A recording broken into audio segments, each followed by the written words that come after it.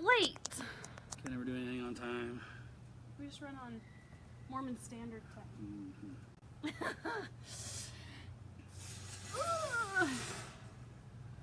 Yeah, I got my computer out.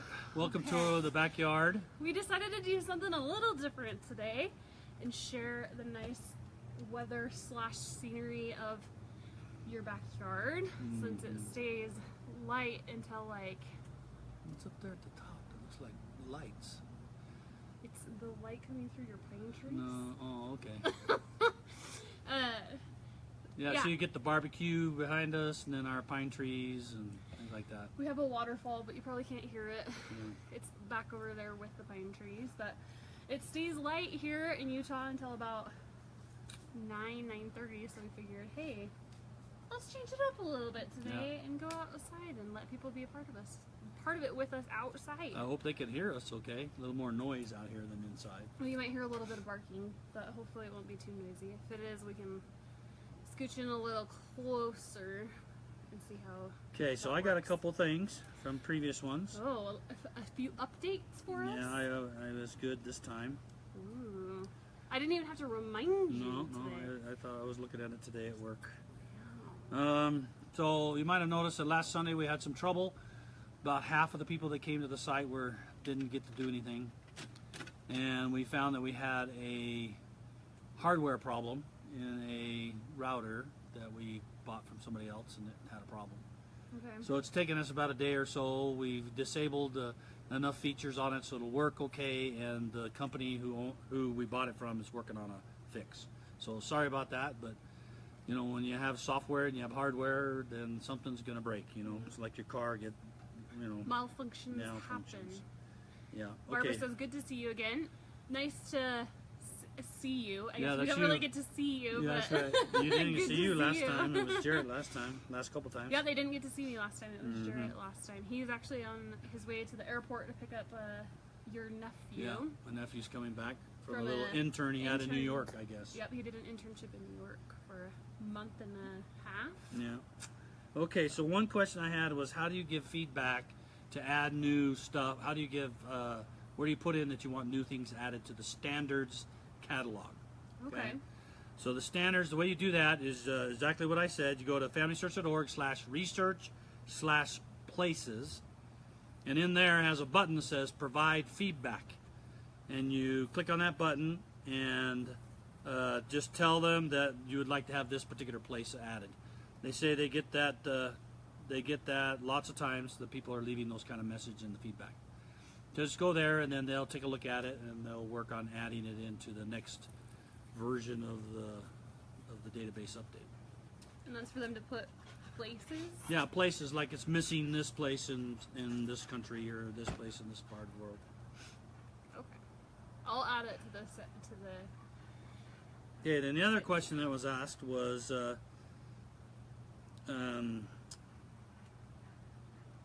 when will we be able to see the combined totals for our indexing efforts on FamilySearch? Right now we only see the total since the web indexing has started. And what they tell me is that they will definitely be bringing the desktop interface indexing stats over to the website so that they're combined, and that they expect to get that done this year. So they didn't give a time frame, they just said this year, 2017. So those thoughts, they're coming. They're coming. So I think that's the last I had. I had one other thing about changing language in the apps, and so I'm still working on discussing that and see if that's something. Well, you can't do it, but we're discussing whether that's something we need to add. So a feature that needs to happen. Right. Okay. So I think that's all of the ones. All the questions you had that I had hanging over. Okay. Because I think I said where the consultant plotter is, we know where that is. Consultant planner, you go to get help, and then underneath there it's called help others, but they're changing the name to be consultant planner. That's how you get there. We talked about how many robots, how far they go back last time, and hints. Okay. Okay. So let me close my little computer so that I can focus. You ready to dive in today? Yeah, I'm ready. Get your sip of Dr. Pepper. Yeah. Okay. The nectar. Yeah. Drink of the gods. Okay. Let's dive in.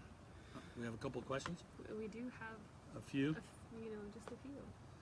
I always figure when we do these things, it's gonna be like one question. He's always like, "Do we have questions?" I was like, "That's a ridiculous question to ask. Of course you have questions. People want to know all sorts of stuff from you." Okay. Okay. So this is from Finlay Melissa. She wants to know, does the family history report for consultants include every member of the ward or just those that have a FamilySearch account? Well, let me go look at that report.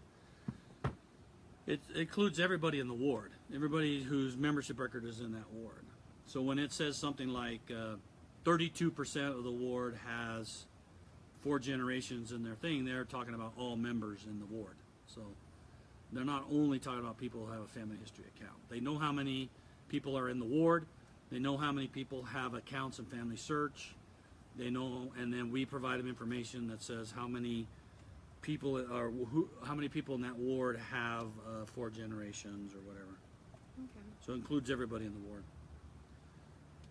So it includes all the members, not just the ones that have accounts per se. That's right, all Okay. members. All right. And then she wants to know as well if there's any chance to obtain a list of those who do not have their 4 generations in a tree so that they can reach out and offer help. Yeah, no, we're not going to provide that at this time. Who knows if it'll happen in the future. There's, we have to be careful when the church generates reports because, it can be perceived as, a list of people who aren't doing everything they're supposed to be doing, kind of stuff. So Right. we have to be careful about We don't that. want to throw anybody under the bus. Yeah, we don't want anybody to feel Discouraged. or point or Pointing on a fingers. list because they were bad or something. So Sure. at this point in time, they're not going to be. There's no way to get that list. So you just need to ask the members. This couple Sundays ago in my ward, I attended the family history class, and I said I would like to do a find, take, teach experience with at least 5 people. And Ooh, are you trying to up to the next yeah, certificate? I'm trying to do that. So they had organized and passed out sheets of paper to sign up in Renee Society and elders and high priests and the other organizations. Anybody who would like to help with their family history, have help. And I think the list has like 30 people on it, so they got a lot of response. You needed to try those kinds of things. Is there anybody who would like help getting started in family history? And the nice thing about that is then you as a consultant, a temple and family history consultant, can then go use the consultant planner, find a great experience for them for their first time, and then have that personal experience. It needs to be a spiritual experience, a personal experience, because we want them to feel the Spirit telling them that this family history work is good work. It's a good thing to do. So you want to make sure they're successful in that first time, and you start with a prayer and you do all what's been outlined to do, and then they'll have a great experience, and then they'll want to do more, and then now you can start doing the next teaching about what is a record and do something easy like 1940 census or something. Yeah. And I think that people will respond. I mean, I think there's people there that want help, and if there's somebody that doesn't have their 4 generations, they'll reach out to you. I don't think that's an issue. So yeah, the consultant or the activity report shows how many people have submitted. That means they printed a card or shared to the temple. How many have first 4 generations? Just a percentage, though. It doesn't give you specific Yeah, names. my ward's doing pretty good. 93.4% have 4 generations in their church, in the tree. So that's pretty good. So, and as a percentage of people that are participating in activities such as adding ancestry, adding members, or indexing. So anyway, that's not going to have a list right now, and I don't know when it would ever happen. So yeah, if or when. So that's the answer. Side note: Robert wants to say, "Beautiful backyard." Oh, thank you. Thanks. It was we did it when I was a senior in high school. Yeah, it's about a 15-year-old yard, so it's kind of getting a little big. Those pine trees in the back used to be little tiny things that barely reached the fence, and now they're probably. Spurts.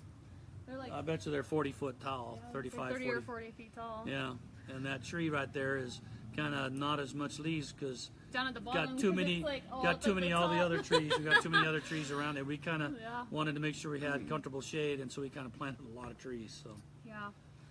But one of these times, maybe we'll have to take you on a tour of the backyard. Like when you walk around the corner, it's like a canopy of trees. Yeah. Like you're completely shaded back over in there. So it's caused a kinda little nice. trouble to grass, but we're working on that.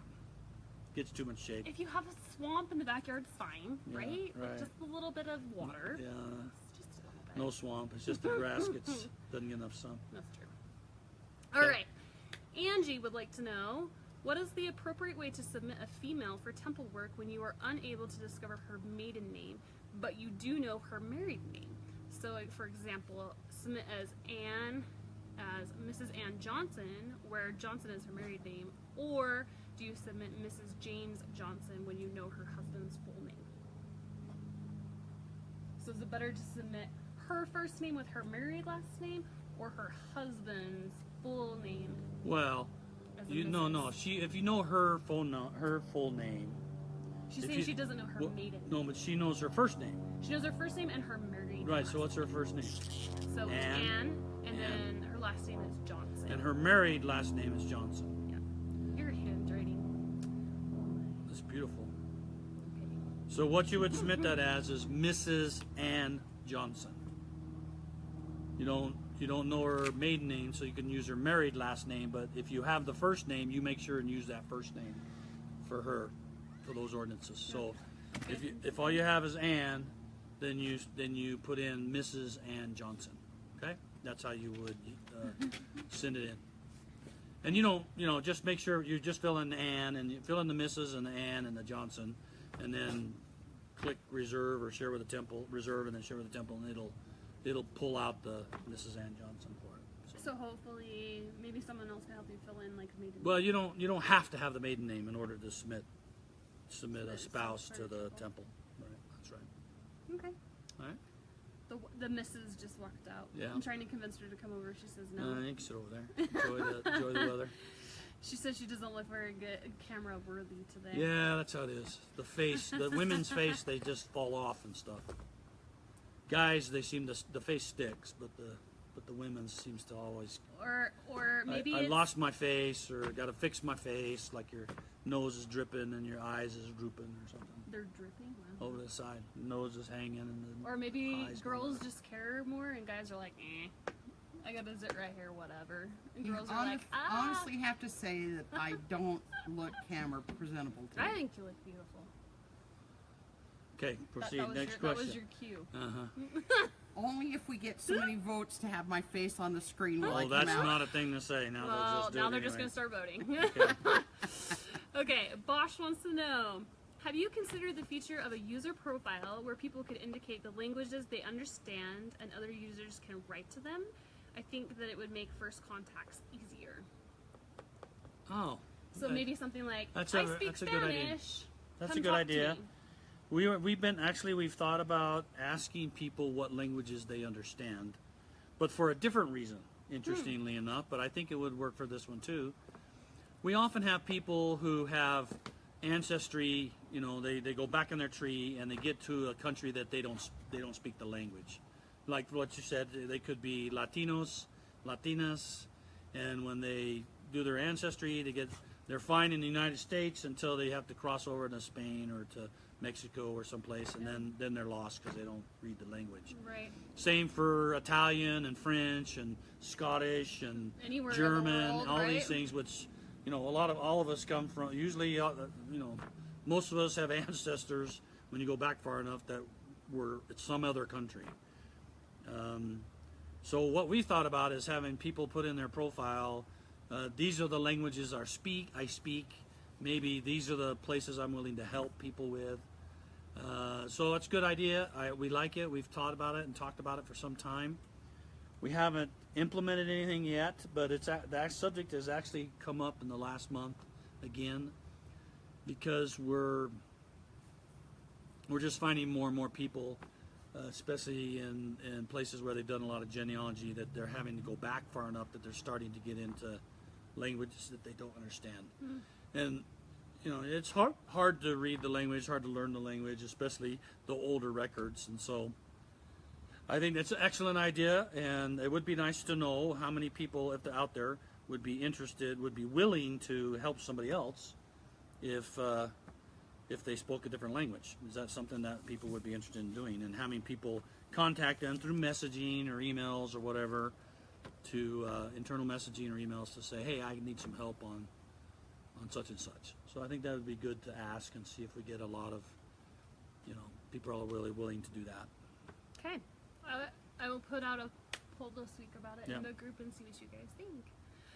Okay, the next question is from Ann Decker. She wants to know, is it possible to have the repeating fields fill in on the web indexing automatically so we don't need to spell out the names of cities every time? Well, My guess is like she's I'd like doing to like understand exactly.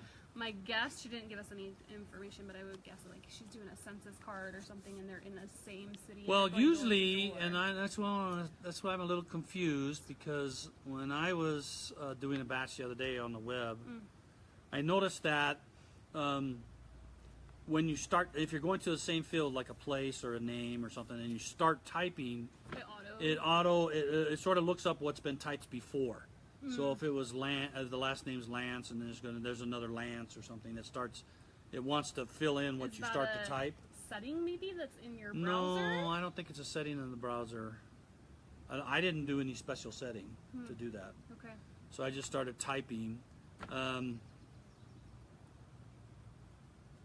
Yeah, there are some keyboard cuts. You need to make sure you see some keyboard things. I know there's a Control Alt blank or something like that, Alt blank that you can do. So you might need to look at that. But I'll go see if there's a. I thought it did it already, so I'll go see. I'll write you a note. Yeah, we're probably not gonna want to auto fill it all in. But if you started to type L and it showed it, like on the Excel spreadsheet for those who have that, you fill in up above a previous field that had like Utah, and then you type a U and something below, and it starts to fill in Utah, and you can just hit tab to fill it in. Right. That should be working in the web index. At least that was my experience. Okay. So So I'll remind him to check into that. I'll see if it seems like they had something too to say put in the same thing that the last field was, and I can't remember what the control was. So let me Like go a back and look at that. a A shortcut. shortcut They're all for- key. There's keystrokes that you can go in and hit help and look at all these different keystrokes that will tell you things are these shortcuts. You can just do Alt something and it'll pre-fill in with what it was the last record or something. So take a look around in there for that. I'll take a look in there for that last value in field. You can write that down. Yes, I got it. Don't worry about it. On indexing. I have my note section hey. of notes to send to you and then notes to ask them. I've got You have to be quiet if you're gonna be out here. My little one is coming to play on the sandbox, and so you might hear him playing. And your turkey wad dog. And my dog is barking in the background. That's mine. So if it gets too noisy, let us Sorry, know. If you we can't can hear move us, and we'll inside. move inside. Okay, and then she also wants to know, the lines are hard to follow on descendancy view for many people. Is it possible to add some color so that it's easier to distinguish generations and spouses?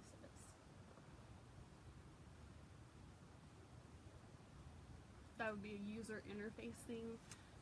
Yeah. I don't deal with user interface. Well, let me take that. Send that to me. Let me take that back as a suggestion. I'm not so sure color would do it. Yeah. Okay. I get it, because our layout is a little bit different than you would expect, because we're trying to get it all on a vertical screen rather than out wider. Oh, yeah. Mm-hmm. So you get a husband, and then you get the spouse. You get the spouse, and then the other spouse, and then children, and then another. If they're married twice, you get another spouse and children. Right. So it's hard to know when. One And then you line. open up the children, and now you're Deeper deeper into into it. different So Maybe. I don't know. Maybe we So- can. I don't know. Maybe we can put 1, 2, or 3 on the side. I don't know. Or maybe their boxes all turn a I color don't that know. links Put it in there. Let me go. I got a noodle on that. Noodle on it. I don't know. People just say, "Why is that color green?" I don't know why that color is green. Yeah. Why is that color blue? It could cause more problems. Could I cause understand. more trouble. I understand. Okay. Newland wants to know, we gotta insist on better contact info than just a username in FamilySearch, obviously. There are some difficult and rude people out there who cannot or will not read what is known about individuals further back. I mean, red flags all over the place. But nope, we're going to lock in lousy, disapproved, and inaccurate information no matter what. My response rate after rereading my message and editing out the annoyance factors is less than 25%. As a 40-plus-year-old researcher, the same email address since 1992. So I guess he wants to know, is there a way to have better contact info than just a username? Well, you actually don't know the username. So the username is not something we share or show. So let me make that first point clear. What you see is called the contact name. And you see the contact name has to be publicly visible. And what you see is what we call when you click on a contact name, so let's see, it says, so I have a contact name, I think it's Ron T, I think it's my contact name. And so you're up here looking at birth or something, blah, blah, blah, blah, and it said Ron Tanner contributed. When you click on me, up comes a little card, a little box, which we call the contact card. And on the contact card, what are you laughing at? Because that box looks not like a box. That looks like I wondered what state of the a union you were trying parallelogram to or try something. to It looks like the state Montana of or Louisiana something. I don't know know. what you're doing. Okay, so here's a contact card. And on the contact card, it has email, If you gave if they choose to share it, phone, if they choose, and I think it even has address. Granted, this is all information. If they chose to Yeah, share these it with these have to FamilySearch, be, right? they have to choose to make them public. And we do that for privacy reasons. There's a lot of people that aren't comfortable sharing the email in a public forum because anybody can register for FamilySearch. That means anybody can find out their email address. So people are just uncomfortable with that. And obviously, you, based on your comments, you have experience with the messaging system. So the messaging has a little thing down here that looks like an airplane, paper airplane or something. Okay. And it says message. So it's like an internal instant And you click messaging. that, and it does internal messaging, like Facebook, where you can do a chat or something. But it's not chat. What it does is it sends a message over to them, and then we send an email to them to say, hey, you got messages back on FamilySearch, and then they can just reply. And once you're inside the FamilySearch, you can answer each other back and forth fairly quickly. It only takes a few seconds for the. It's not like live chat, but it's a little. It's closer than it's quicker than email or a fast email. Okay. And I can't. It's a struggle. I can't make people reply. I can't make them respond. So anyway, so what was the question? You just said you're just expressing a problem and a frustration you have. So you want more contact information. Better contact information so that he can help make more accurate information within his family tree. Because he's finding issues. Well, what you're finding is that people And are. you I'd can't like to respond. understand more about what's changing. What are people doing that's causing your information to be poor information? So would you like him to send you an email? Yeah, you can send me an email. Send me an email, ron@familysearch.org. Send him an email. Explain And- your situation so that we can dig a little deeper into Well, and yeah, let me know what kind of things they're messing up in the tree. We're going through another renewed effort. We do it periodically, and it's time again. We're going through another renewed effort to figure out what could we do to help people not change good data or help people change bad data. So we're looking at that a little closer again. We have a list of a dozen or so things that we'd like to try. We're just sort of reviewing and trying to brainstorm some more ways. So if you have some ideas. But he also said something about locking up data, and that doesn't make sense to me because if you can change it, then anybody can change it. And so I'm not sure how that would lock up data. Yeah. I think he said lock up data. Lock and disapprove inaccurate information. So, Yeah. send him an email. Please explain the situation to us a little bit more so that we can help you get Yeah, past if you've that. seen my Roots Tech stuff, I've talked about a couple of these things that features like if you deleted a value and somebody tries and adds it back in, we give them a message and say, hey, this was deleted once before, and this is the reason why the person deleted it. And those are a couple of the ideas we have to help Make people sure from that doing that. stuff's And it is really about communication and relationships. You know, it is really about trying to get a hold of them. Maybe you ought to, you know, try different approaches when you send your message. Say stuff like, "Hey, I saw you change so and so. I'd like to understand, you know, if we're related, because that's my, you know, that's my second great grandfather, and you know, was a really cool guy, and I have lots of information about him, and he's really interesting. I'd love to hear what you knew about him or anything like that." And sort of, instead of starting the conversation with, "Why did you mess up the stuff in the tree?" it might be interesting to try to strike up, "Hey, who are you, and how are you related, and Share are you a stories or long lost something. cousin of mine that I'd really like to get to know?" Yeah. Start that way, and then Build you can into find that. out a little bit about who they are and how new are they to genealogy, and then oftentimes they're more reasonable that way to Or more open to open to suggestions. suggestions on how you can work together and stuff. Okay, Mary Kay would like to know, why is it that members of the church can no longer see temple ordinance data in the IGI? Okay, so the IGI, for those who don't know, it stands for International Genealogical Index. Okay. What it was all of the family group sheets and records that were submitted to the church in the early days, before computers and everything. Okay. And then we went and extracted that data from temple records, from people's family group sheets that they send into the church, from 4-generation programs in the 70s, where we asked everybody to submit 4 generations of their families. It's all that data, and IGI had 2 parts.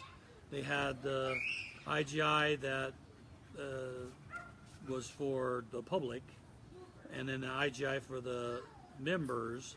And the only difference between the two is the members one showed ordinance information, like when an ancestor was baptized or confirmed or whatever. Okay.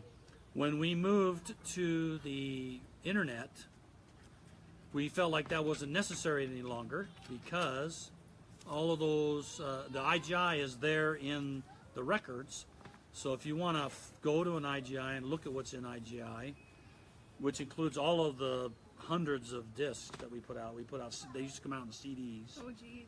And it was actually the first thing, it was the first product we called FamilySearch, was we sent out these Whole bunch of CDs, compact CDs.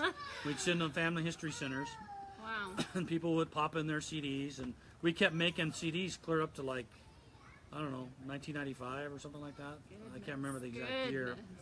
There's like 100, Thousands, 150 I'm sure. discs or something like that of this IGI stuff. And PRF, things like that were together. Okay. Well, we put all that data into FamilySearch. So FamilySearch has all the IGI. If you go into Browse Collections and then go up to the top for search, you type IGI, you'll see the IGI collection. You can click that and then search away. But you're not going to find any ordinance information there. That's because, one, this is public interface, and so we're just displaying the public information, which is all the historical information: names, dates, places, relationships. And the ordinances are in Family Tree, so that's where you'd see the ordinances. So we didn't feel like we needed to put them over there too. Duplicate. So yeah, duplicate. So you just need to find that ancestor over in Family Tree. We went through and attached all of the Records. IGI records and stuff, and attached them to the persons in the tree. So there should be, I got to go investigate. I haven't done that yet, but there should be a way for you to go to the person that Like has click it. from the record. And Yeah, that's yeah, one. get to who it was attached to. I'll go look at that. I haven't, write that down. I haven't tried that. I want to see. I should be able to. So click. And then you can see ordinances there now, and that should work because usually because of the time frame of IGI, they were probably the first ordinances for those ancestors, but that's not necessarily true. So that's another reason, because some ancestor could have had been Duplicate. done duplicate, and so so anyway, At 2 or 3 baptisms. I'd like to understand more about why you're interested in finding that ordinance on that IGI. Are you trying to check some ancestor you believe that should have different ordinances or something? Different dates or something. Different dates or something. I'd like to understand what that is. You just send me an email on that one. We can talk that way privately. Ron at FamilySearch.org. Yeah. I'd like to understand more. There have been a couple of people that have asked me that. Usually they're wanting to, they don't believe the ordinances that are sitting on the person. They believe it was a poor combined from in the past, from New Family Search days. A bad, yeah, it was called combined. I try to make different words. Because in New Family Search it was combine, and in Family Tree it's merge. So that way you know when I say combine it means New Family Search. Got it. And when it's in Family Tree it's merge. Got it. We changed the name. I need to watch my terminology. Yeah, that's right. We changed the name so we could distinguish between the two when we were talking. I need a terminology cheat sheet over here. So people were saying, well, I think the ordinances are lost from my ancestor, or they think somebody's merged two people together and things like that. And Okay. So send us you an should look at email, other Mary. clues to decide whether that person's been poorly combined or merged. If it's been poorly combined in New Family Search and brought over, then it'll have symptoms. It'll have extra spouses, and it'll have extra parents, and it'll have a lot of extra kids that don't really belong. And that's your clue. Okay. Okay. Get your drink. He's gonna start coughing. I could tell. It was coming. It was Yeah. coming. It was percolating. All right. There's gunk right there. I could sense it. You were Yeah. like starting to get. It's too much talking. Do you like to talk? The next question is from Debbie. She wants to know, I loaded a picture into the memory section. There was a problem with it and it did not take. I deleted the picture and loaded it again, and this time I get file previously uploaded. Any suggestions? Would changing the file name before loading it make it any difference?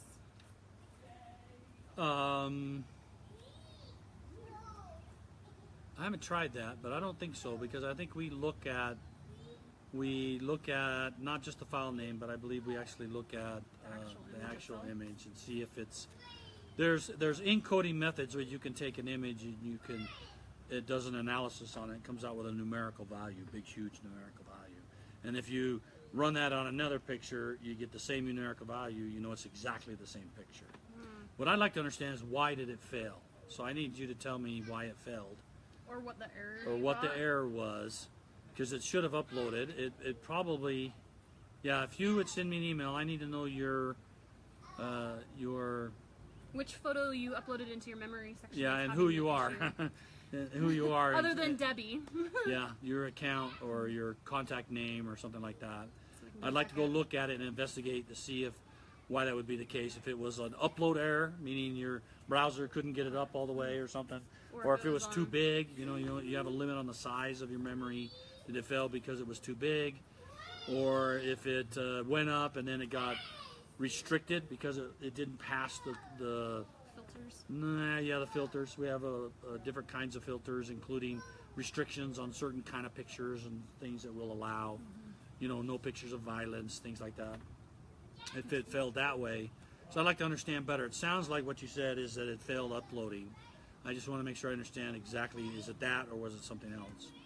And then with that information, I can go then visit with the team and sit down with them and see why it failed. And if it failed, why do they still retain the file name? Because I believe if it failed and they know it failed, then we should be able to just delete that file and not have to worry about it. Or if you go in there, you said you deleted it, so that makes me think that maybe it uploaded right. So now I need to understand why you think it failed. So Okay, and then so she give me also a little more detail. She also mentioned that she loaded a bunch of memories in, and they just all duplicated. So there should be one picture, but now there's two of every photo that she just uploaded. Oh well, So well, then it'll be good to see that. definitely, please send us an email. That'll be include that in the email. Please give him your Yeah. username and Well, just send me an email, your contact name or your email address, either one of those. I'll get that from the email. yeah, I can find out who you are by that. and then he'll go in and investigate. And check Yeah, that out. we'll go look at it and I'll try to reply to you, give you the answer, and if I remember, then we'll talk about it next time, so that others know if there was something that they need to do different. So differently. Okay. Okay, so Chris from Australia, she wants us to know that she's a girl. Okay. Chris Yeah. from Australia, Yeah, I can see where she might. down under. Yeah, a lot of people might think is a boy. I don't have a good Australian accent. Me neither. You've been to Australia. I have. That doesn't mean I speak it. Put another shrimp on the barbie. That's right. That's like the only thing I can They say. were the Sorry, most Chris. friendly They people. were. We had a great time when we went to Australia. We went to Sydney. We went to Cairns. You went to Melbourne? It was the No, most. we didn't go to Melbourne. It was I the thought you most relaxing vacation I ever had. Was at Cairns. Minus the flight. You did not like the flight. No, I had a hard time with the flight. But you loved Australia. Considered moving the family there if they wouldn't fly you home. But, yeah, I did. That's true. I got on a plane. You know, I'm a big guy. I sit in the chair. Luckily, I guess we should preface that they put you in coach. yeah, I was in coach. 26-hour flight. Yeah, and a coach. Well, no, it was a 16-hour flight, wasn't it? Well, we had to fly from here over to you Los had to fly Angeles, from here to LA and then LA to Australia. And It was LA to about Australia 3 was hours. about 16. So from here to LA is about 2, so it was like 18 hours Yeah. So total. I got in the chair, and I just barely fit. I don't really fit in the width of the chair because No. the coach seats on international flights are about 3 or 4 inches narrower than domestic flights in U.S. It's because they know U.S. people are a little wider, I guess, or something. You So anyway, didn't fit even when you were young. and I got it. Yeah, I was younger then. You were younger. Got then. in. I brought my wife with me. I says if I'm going to Australia, I'm going to bring her with me. So I bought her a ticket. Yep. And luckily enough, there was no. So I was crammed in. The wife lets me lift up the arm so I can spill into her seat a little bit. Yep. I was so close to the seat in front of me that I couldn't use the tray. Right. So when I pulled the tray down, you know, the tray's supposed to go like this. When I pulled out a tray, it was like that. So I put the food tray on top. So I was eating my food. Here's the tray. I put that like that, and then I'd get my other hand and I'd hold it up like that To eat his to eat, meal. so it's flat, you know. And so that's how I had to do this. It was so close. My knees were crammed into the seat about 3 inches into the seat in front of me. The woman in front of you. And there was a lady in front of me, Little tiny thing. little gal. I mean, she was you know my age or older, a little older, and she was About tiny, 5'2". you know, maybe 5 foot or something like that. Yeah. 102 pounds maybe. And she's up there binging the Stewardess. flight attendant. She'd keep binging it, and the flight attendant would come back, and here I am like this. I got my shoulders like this because I'm in the aisle on this side, and I got Sri, my wife, on this side. I'm bumping into her, so I'm like this. I'm hunched over like that because I can't really sit back. My knees are smashed, and her chair is like right here. It's like 1.5 inches, 2 inches from my face. And I remember the flight attendant. She says, "Yes." She says, "I can't get my seat to go back." It's You see? broken. The gentleman behind No, the seat's broken or something. It wasn't broken. It's because she was trying to go back like this, and she kept hitting my knees and me, and it just wouldn't. It boom, and it wouldn't latch, and boom, because it was too close. And so the flight attendant, she looks at the lady, and she looks at the lady. She looks at me. I look up, and I'm like this, and she looks down at the lady, and she says, "It ain't going to go back." she And had then the lady started really complaining. Yeah. Well, I should I be able to sit back and all that. Luckily, one seat. there was only one seat that was open on the The plane, whole and it entire was plane. an entire plane. This was one with 5 seats in the middle and a whole bunch of seats on the side. On the sides, yeah. And there was only one seat open, and it was right next to the lady. Hallelujah. She just said, "Lift up your arm and lay that way." And so she did. She lay down, went to bed, and I sat there uncomfortable for the next 16 hours. Watching I got up. I tried to get up and walk around, and I sat in one of the flight attendants' chairs by the door. And that's when they got me in trouble. Bing, you can't sit there.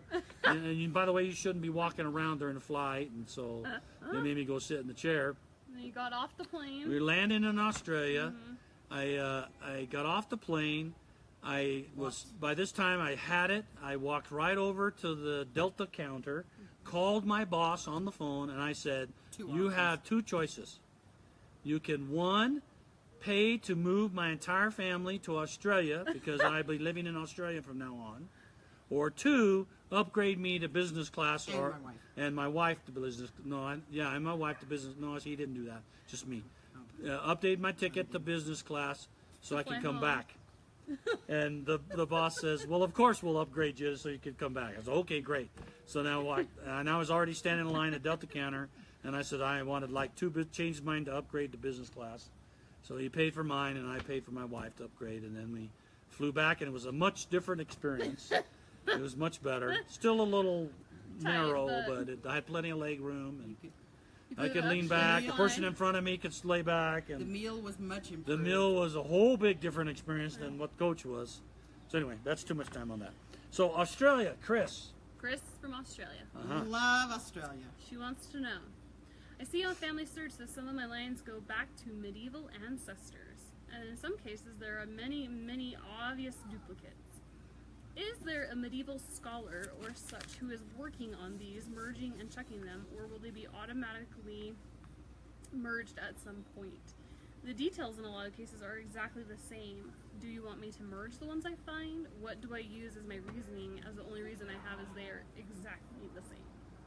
Yeah, there is a medieval group that FamilySearch has had for years, and they've done a lot of research. They've sort of been somewhat disbanded over time. There's only a couple of them that are working on it. I have all their files. They gave all their files to me because I told them I wanted to be able to put them into Family Tree as the researched versions, and then let people link into them. But we haven't done that yet. So what I would recommend doing is, if it's the same, if all the data is the same, just merge them. You shouldn't be afraid to do so. If you get some that are maybe the data is different and you're like, well, hold a minute, this is way too different, then just leave it and merge something else together. But go ahead and merge the duplicates, because it's obvious duplicate if all the fields are the same, or 99% of them are the same. So just pick one. You find other ones that are the same, just keep merging them together. And if it gets too different, don't mark not a match, just skip it and go do a different one. I want to know, so Chris, tell us, like, are one of your ancestors, are they like King Arthur? Are you related to like King Arthur of the Round Table? Like, I kind of want to know. Amy says, hi, Mom. Amy Archibald. She says, Oh, hi, Amy. She won't come sit in front of the camera. She's waving at you from behind. Yeah, a little further. There you go. You got her finger? fingers. Oh, there yeah, you go. there's a There you finger. go, Amy. Yeah, There's her okay. fingers. All right. Okay. Taylor wants to know, Ron, how come deceased members are showing up as ready for temple work? Okay. The reason, so in the LDS Church, we determine deathness. That's the only way we do automatic. We only do automatic for members of the church. Because theoretically, when a member of the church dies, their clerk in their ward will mark them dead in the membership record. Since we know that person represents that membership record, when that membership record goes dead, deceased, then we mark that person deceased. If that person had ordinances, then the ordinances would show up. So the reason why you may see somebody who you believe was a member, was a member, may even be a relative, and they don't have any ordinances, it means that it was the living version, living copy of that person in somebody else's private area, and they marked them dead. So now you see them, and what you need to do is do a possible duplicates. So find the membership version of that person, and then merge them together. And when you do, the membership one will have ordinances on it, and the other one won't, and you have to merge them together. Now, there are times when clerks aren't super efficient, right? Like the person dies, and a relative hears about their death, and they run in and on the computer that night, 4 a.m. when they got the call, and they mark the person dead, and so now they're showing in the public tree as deceased, and the clerk gets around to it a week or 2 or 3 later, If it's been a while, if they've died for a while, you can certainly, a month or so, you could try to contact somebody in that ward, but if you don't know anything about them, then I would just call support, tell them that they died, show some evidence, submit a case with some evidence on how they died, like an obituary, a reference to the obituary article online or in the paper, so it's not just you typing it up, and then or a death certificate if you have one, and then they'll provide that to the membership department, and they'll mark that member dead, and then they'll be deceased. So that's really the reason why is because the clerk hasn't marked them dead, or they're there and you just haven't done possible duplicates to find the duplicate version. Some private version showed up in the public. Right. Area. So if a grandparent and they had 3 kids with doing FamilySearch, then there could be 3 copies of that grandparent, and when they die, each of the kids could have marked her dead, and then there'd be 4 versions out there, one the membership, and then the 3 deceased copies. And you have to merge them all together. Makes sense. Okay. Okay. Thank you. You need a drink. I'm fine. I was gonna say you're sounding like you. It's more in the mouth than the throat. Okay. Rob from Alaska says, "Greetings from Alaska.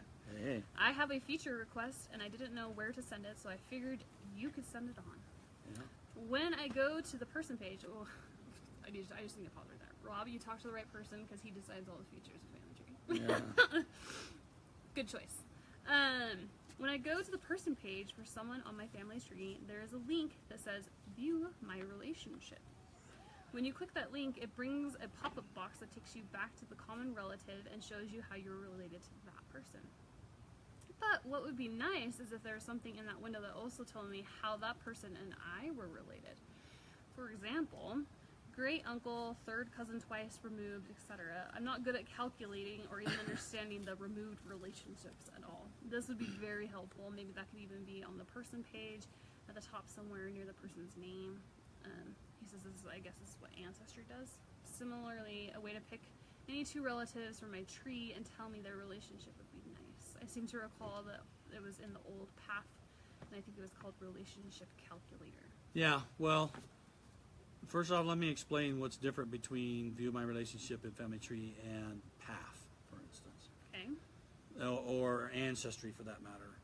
In Path and Ancestry and all these other tools like Roots Magic and Ancestor Quest, Legacy, all these genealogy programs you install on your local machine. The difference between that and Family Tree is those have maybe 5,000 names in it, maybe 10,000 names in it. Mm-hmm. And so it's really easy for it to calculate your relationship and show it on every page because it only has 10,000 people to deal with or 50,000 people to deal with. Right. Family Tree has 1.3, almost 1.3 billion names. And so now that's a little bit more challenging to be able to calculate your relationship. So we only calculate your relationship when you click the button, as opposed to pre-calculating it when you view the person page. Because then we'd be calculating like crazy every time somebody looked at the person page, and we'd overwhelm the systems that's trying to figure out your relationship with that person. I mean, imagine the engineering challenge it is to say, your job, we have a server. The server we use, by the way, is the second, it's one step to the largest server that's available in the Amazon cloud. So this is a massively huge server. It has maximum RAM. I think it has something like, I don't know. Don't look at me. I don't know. Seems like your it was system somewhere is. around terabyte or something like that you of RAM. designed it. I didn't. And massively huge, super powerful. We have the whole entire machine. We can't have anything else running on it in order for this service that keeps track of relationships to be able to keep up. Imagine all the relationships. Somebody has to do a merge, bring in another set of parents, and we have to calculate all the relationships over again. We have to we have to say, oh, now we have to redraw the graph because the graph just changed. Yeah. Or they undo and we got to redraw the graph again. Or they add a new person or delete a person, we have to draw a new graph. And it's spending all its time doing that, and then accepting requests when you click View My Relationship, and we want it to be fast. We want it to be within a few seconds, right? So having it show up automatically would be probably more than we'd like to do because it would just tax the system a little bit. But the one thing you did ask was relationship distance, and that's something that's been asked by lots of people. You're not the only one. And we're talking about it. I've been talking to the guy who does that. I've mentioned it to them. They said, yeah, they knew, but we haven't got to it yet. It's we're thinking about trying it. We're unclear how that works. Some of the potential difficulties is the relationship may not work the same way in different countries. And good point. And we're kind of examining that a little bit. We may try it the English way first to see if we get too many complaints in other parts. Because I know in some parts of the world, your primary relationship doesn't go through your parents. It goes through like your brothers. So there's other places where they go when they show their relationship, they show it through their brother and to the parent, as opposed to the first child, and then to the parents. Not you show it through the first one of the family, not who birthed you per se. Right. So we'll have to look at that. And the way you calculate it, I mean, so just so you know how to do it, so you don't feel. So you can be a relationship calculator So pro. you can impress your friends. You're- So if you have.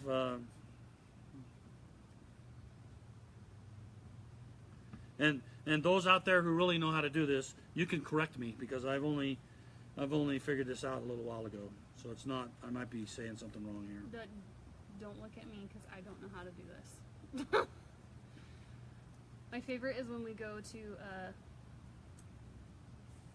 FamilySearch things, like family tree things, and they're like, "So you might know the answer to this question." They come up and ask me, and I'm like, "Sure don't. Nope, I know nothing about this." Okay, so this I drew a little simple relationship. So this is you, Okay. and so this is your parent, parent, and their parent, and their parent, and here's the person that you clicked on view my relationship, Gotcha. and their parent, and then their parent. That's the common ancestor, right? Okay.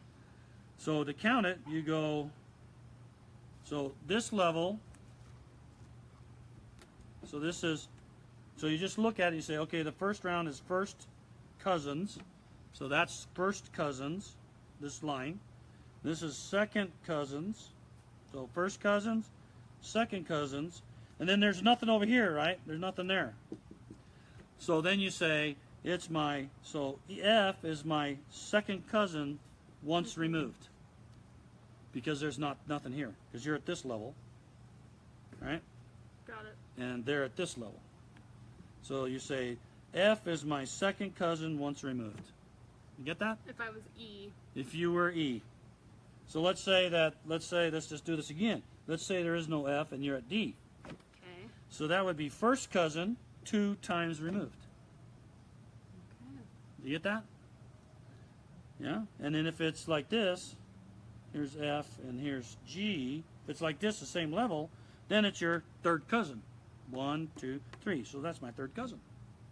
Gotcha. Got it? Got it. So that's how you do it, and it's easy to calculate. It's been requested. We're contemplating trying it and see how many people hate us for doing it wrong. Oh gosh, that's funny.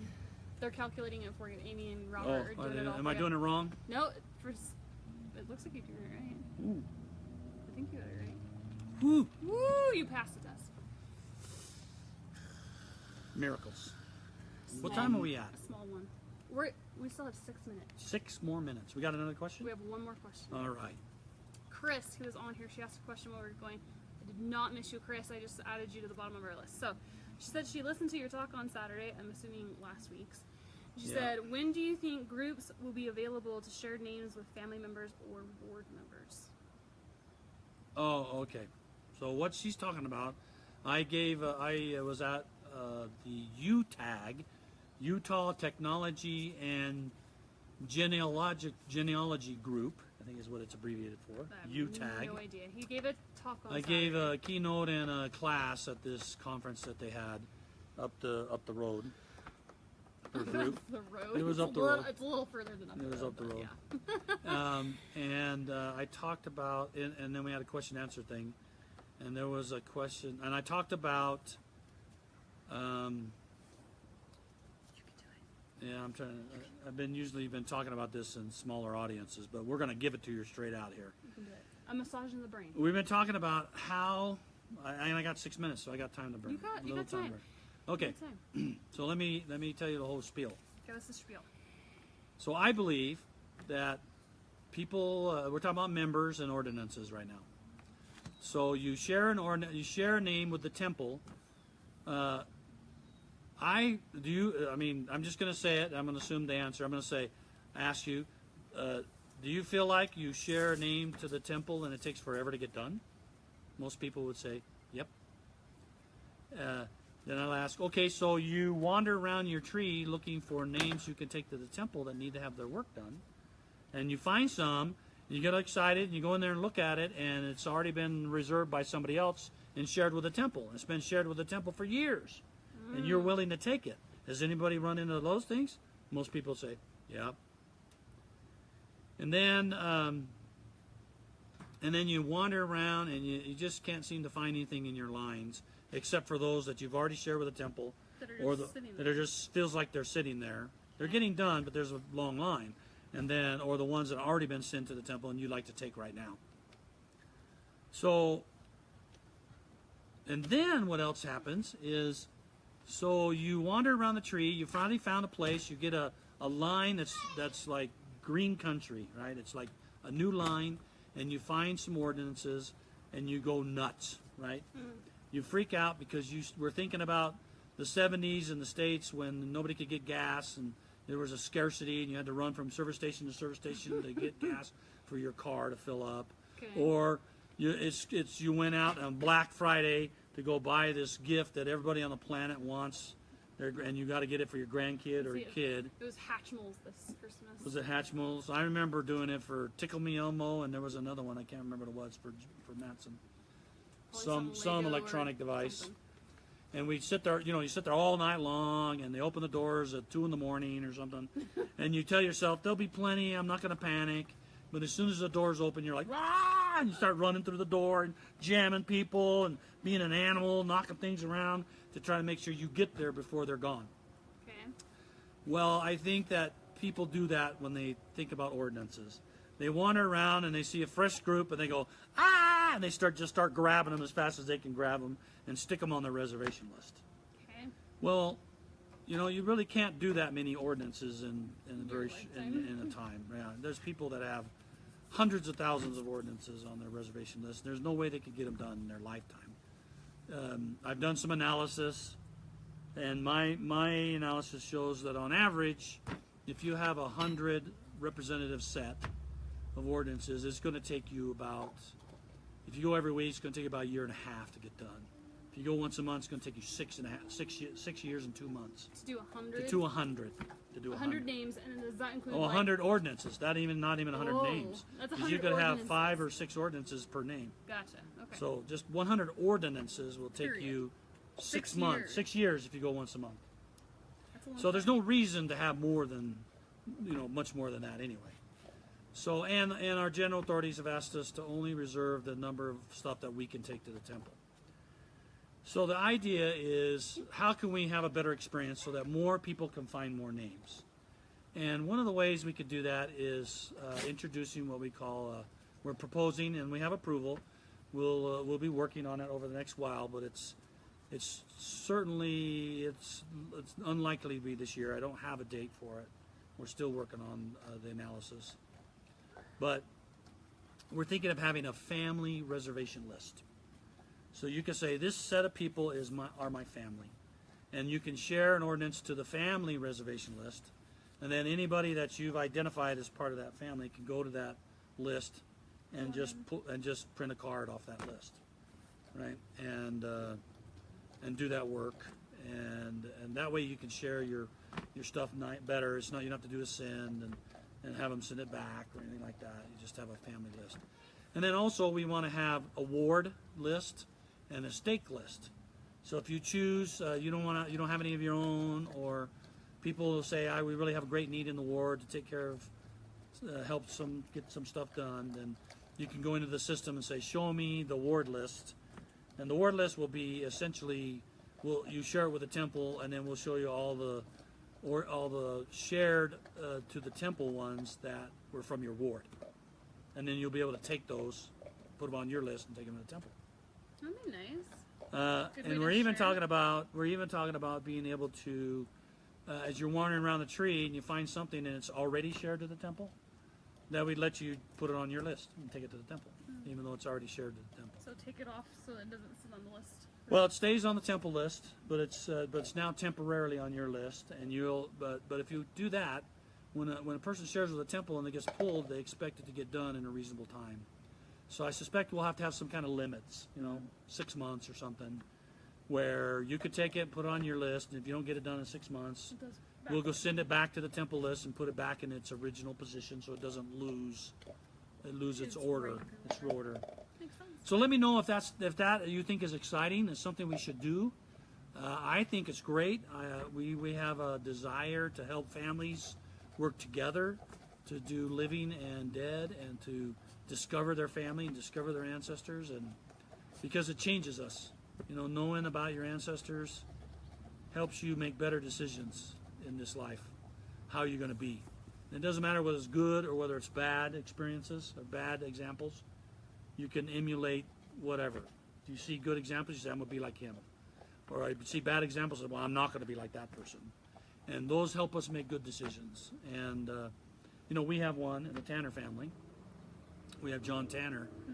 And John Tanner, there was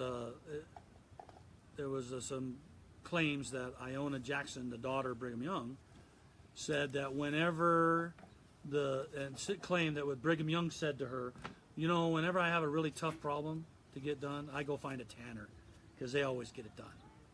And we use that in our family. I've told the story to all of my children and told them, I said, this is the expectation. If you're a tanner, then you're expected to get tough jobs done. And when you're given a tough job, then you go do it and you get it done. And if you say you're going to get it done, then you get it done. And I think that's a great heritage, and I think my kids still believe that that's right, and they do that. I see that on all of my children. When they get something to do or they need to do something, they go get it done. And I love them for that, appreciate them for that, and I think they're better people because of that story about John Tanner. So we have a desire for everybody to have those kind of experiences and come to know their ancestors so that they can make good decisions and feel part of something bigger. So I guess that's it. Yeah. So things that are coming up. You have Education Week. When is that coming? Oh, well, I have the first thing I'm doing is the next thing I'm doing is BYU Family History Conference. BYU Family History Conference. Let me go look. I'll put these on there for you guys. So if you guys are in the area, BYU Family History Conference. Yeah, that's in. So you got to keep quiet, guys. Let me go look where it is. So if you're in Utah, it's in Provo, yeah. Provo area, in the next little bit, you guys can come to these things. We'll tell you about some of his sessions. We're still working on getting approval to live stream. Oh yeah, I got to go talk to him. I forgot to go ask him about it. We're trying to get approval to live stream one of the sessions at Education Week, right? So that you guys can be. So a part Education of Week is August 15th. Is that time of Education Week? Okay, and then. And I'll be presenting the roadmap for Family Tree for the coming year. Roadmap, Family Tree. Oh, excuse me. That was what?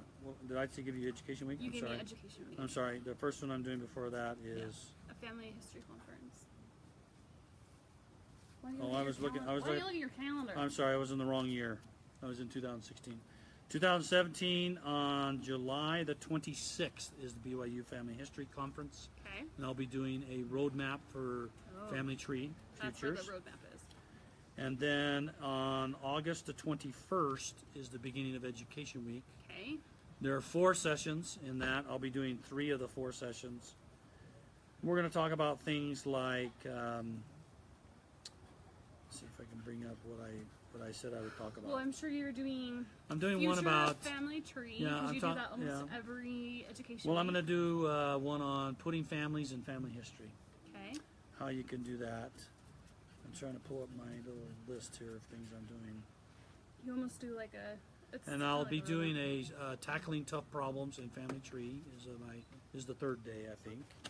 I can't remember what the 2nd day is, and my phone is spinning trying to open. It's thinking. So I'll do some other class the next day. So you'll have to go look up in the class schedule. I'll put it on It's at Education Week, so you can go up to Education Week into the website. I'll put a link on the Facebook page so that you guys can go look at his classes. So if you're in Provo and you've signed up for Education Week, come stop by, say hi, take a picture, whatever. We're still working on approval to live stream one of the sessions. We're not sure if they'll let us do any, or if they will, which one they'll let us do. Right. If they will let us do one, for sure we'll do it as best as we can. And then it'll be streamed live, obviously, but we'll record it so you guys, if you miss it, you can come back and watch it again in the group. So those things are coming up just like in a couple of months, I guess. Yeah. Um, Too soon. Haven't got all the presentations done. Well, you have been a presentation happy person. Oh my gosh. Well, and wait, you have another one coming in.